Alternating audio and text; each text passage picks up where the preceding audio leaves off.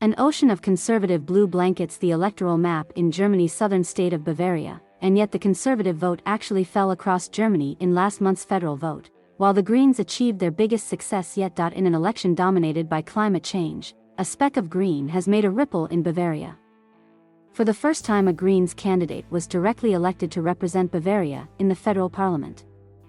It is symbolic of the creeping rise in support for European Green parties. From Hungary to Finland, the new MP, Jamila Schaefer, beamed with satisfaction, and she recalled her surprise victory in Munich South by a wafer-thin margin of 0.8%.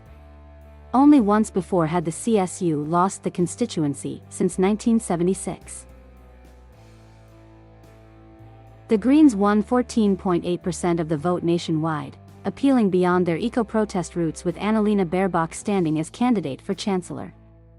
Now they are in talks to share power as part of a three-way coalition. Ms. Schaefer, 28, is the Greens' deputy federal chairwoman and typifies a party that has undergone a national makeover after years of power sharing in several German states. She rose through the ranks of Green youth, taking part in school strikes against education reforms, long before Swedish activist Greta Thunberg made her name by skipping classes for climate protests. Climate change was consistently ranked as the most serious facing Germany in opinion polls ahead of the election. Even so, Ms. Schaefer targeted her Close to the People campaign in Munich South on housing, pensions and taxes. Once ridiculed by many as idealistic hippies, Green parties increased their vote share in 13 European countries at the most recent national elections. In 6 of those countries, Austria, Belgium, Finland, Ireland, Luxembourg, and Sweden, Green parties have a share of power in coalition governments. In all those cases, the Greens are pressing their partners to adopt more ambitious targets for lowering carbon emissions. Elsewhere, the Green mayors of Amsterdam and Budapest are aiming for carbon neutrality by 2050 and 2030 respectively, to balance the greenhouse gases emitted and absorbed by their cities. While in Scotland, the Green Party there is driving a £33 billion plan to decarbonise heating as part of a power-sharing deal in the country's devolved government. Despite last month's election success for the German Greens, even co-leader Ms. Baerbock admitted they had failed to live up to early opinion poll ratings. "We wanted more. We didn't achieve that."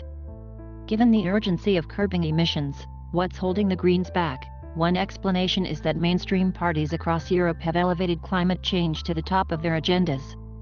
If you're concerned about the climate, it doesn't follow that you are going to vote Green. Adam Fagan, a political scientist at King's College, London, said. It means you're going to scrutinize the manifestos of the main parties for their Green credentials.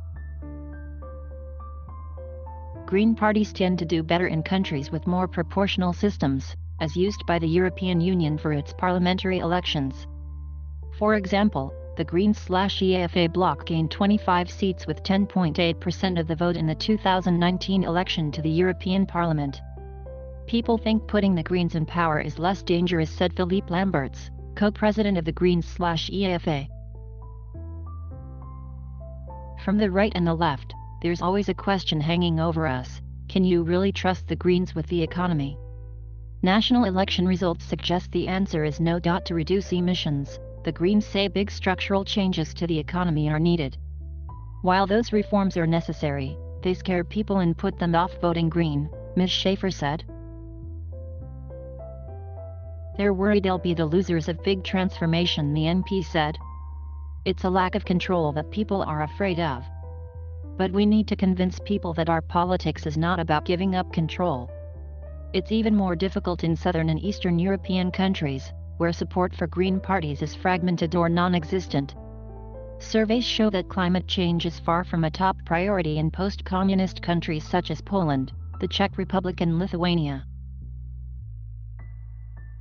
Voters and political parties there are generally more concerned about economic development or migration, leaving environmental issues to civil society groups. Mr. Lamberts believes voters find the message that their country's model is killing the planet unpalatable. Unlike in many of the other former Soviet bloc states, Green parties have made inroads in Hungary. The Green LMP party has won seats in 3 consecutive national elections since 2010, while Dialogue received 11.9% of the vote in an alliance with the Hungarian Socialists in 2018. Dialogue's success came under the leadership of György Karácsony, who was elected mayor of Budapest in 2019. He defeated the nationalist incumbent by rallying opposition parties behind his liberal platform and promising solutions not only to environmental issues, but economic and social ones too. He linked green policies such as urban foresting and carbon-free public transport to Hungary's poor record on air quality and other environmental problems. Particularly in post-Soviet countries, the mayor said, social justice must go hand in hand with the green transition. We cannot put the costs of sustainability on disadvantaged segments of society.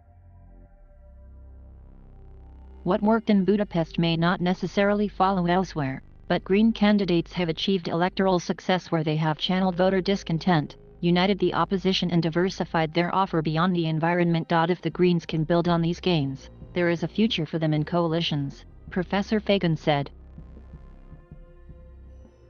Green politics in Europe is getting bigger and stronger, and I'm sure it will grow in the coming years, Ms. Schaefer said.